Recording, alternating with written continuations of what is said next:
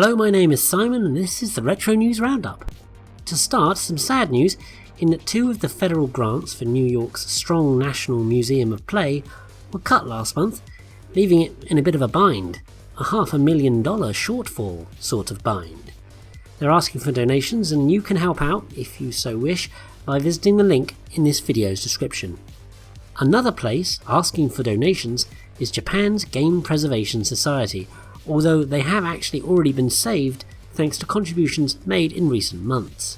Which is lovely, obviously. You can still help them out too by, yes, clicking the relevant link below. Next, a book has been released called the GameBook Advance and is, you guessed it, a tribute to the 32-bit handheld from Nintendo. The copy will set you back £35. And finally for this section, it's big news for all you Game Boy camera users, and yes, they do exist. It's last month's launch of a new management tool for the Ninty Snapper Taker. Called the Game Boy Camera Manager, it can help with exporting and importing pictures, editing metadata, injecting custom printable frames, and much more. And yes, of course I know what injecting custom printable frames means. Don't question me, pal. There were the usual Arcade Archive releases for PS4 and Switch last month: Super Xevious, Nebula Ray, Punk Shot, and Ryukyu. Although Sony's machine also got Super World Court and Nintendo's didn't. Go figure. The eShop got a quartet of Egg console games though: Mirai, Runeworth, Schwarzschild, and Hydlide 2. The Switch Online service got a helping of ports as well, including the Game Boy's Gradius, the Interstellar Assault, Kirby's Star Stacker, and the Sword of Hope, the Game Boy Color's Survival Kids, and then the N64's Killer Instinct Gold. Then a few multi-format releases. Onimusha 2, Samurai's Destiny, and Capcom's Fighting Collection 2 battled their way onto Switch, PS4, PC and Xbox One. Meanwhile, Final Zone landed on Switch, PS4 and Xbox One. To round off things, Strikers 1945 and Bases Loaded collections came to the Polymega, and Antstream teamed up with Game Pass to give Xbox players the chance to play 50 retro titles. To start, Polymega's announced a new module that will let you play Atari 2600 and 7800 games. It's available to pre-order now and is expected to ship in October this year. Second, pre-orders are now also open for the VMU Pro.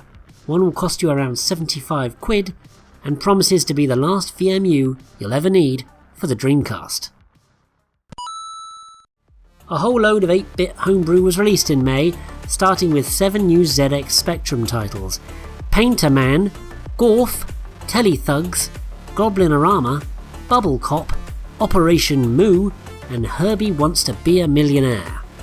Next comes the Commodore 64 with 4 new games: Spy Combat, Star Skimmer, El Cartero, and Slither.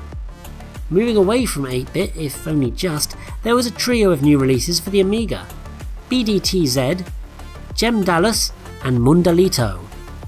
Then to round things off, Lucky Man was fortunate enough to land on the Atari XL XE, Dawn Razor cut a path to the Game Boy Color, Frontier Force made a stand on the Master System, ZPF acronymed towards the Mega Drive, and finally Yump leapt onto the Atari ST STE.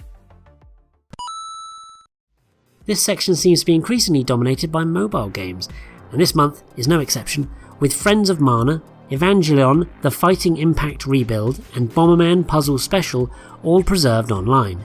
The latter is even playable. More intriguingly, possibly the rarest game ever with only 1 copy officially released, PC title Tripitaka has now been saved online thanks to video game academic Bruno Di Figueiredo. Sorry if I butchered your name there, Bruno. Next, the long-thought lost Atari Lynx fighting title Ultravore is now being revived, just 25 years after its rights were acquired. Better late than never, huh? Talking of footage, video of Taito's cancelled racing game Vertexa from 1993 was leaked online last month. It looks like a pretty cool F-Zero title, all told. 4 English language translations were completed last month too for Saturn Games: Dungeons & Dragons Tower of Doom and Waku Waku Puyo Puyo Dungeon.